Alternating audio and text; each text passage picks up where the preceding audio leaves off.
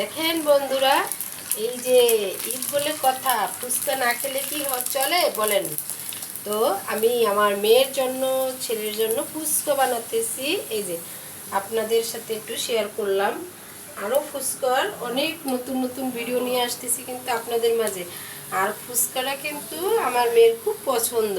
তা আপনাদের কার কার, এই যে দেখেন ফুলকো ফুলকো, এই যে কার কার পছন্দ, তো সবাই চলে আসেন ফুচকা খেতে। আর দেখবেন ঝুড়িটা ভরে ফেলতেছি, সঙ্গে থাকুন আপনারা সবাই। বুঝতে পেরেছেন? তো আর আমি কিন্তু বেশিরভাগই ফুচকাটা বাসায় করি, কারণ বাহিরে ফুচকা খেতে ভালো লাগে, তারপরেও বাসার একটা খাওয়া মানে খুব সুন্দরভাবে নিজের হাতে বানিয়ে খাওয়া অনেক ভালো লাগে। তো আমার মেয়ে যখন থেকে আমি বাসায় তারাকে খাওয়াইতেছি, তখন থেকেই বাইরের ফুচকাটা সে বন্ধ করে দিয়েছে।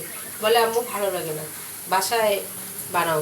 তো আমার মেয়ে মনে করেন আর কিছু খাক আর না খাক, ফুচকাটার কথা বলতে হয় না যে তুমি খাবে। তো আপনাদের কার কার পছন্দ ফুচকা অবশ্যই কমেন্টে জানিয়ে যাবেন। আর আমাদের এই ফুচকা বাজারটা কেমন হয়েছে অবশ্যই একটু কমেন্ট বক্সে জানাবেন, বুঝছেন? তো দেখুন বন্ধুরা, আমার ফুচকা বাজার শেষ। তো দেখেন এক ঝুড়ি ফুচকা হয়ে গেল।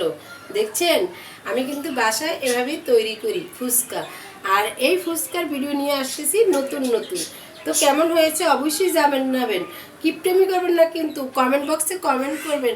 আপনাদেরকে যেরকম ভালোবাসা দিই ঠিক সেরকম ভালোবাসা দিয়ে পাশে থাকবেন।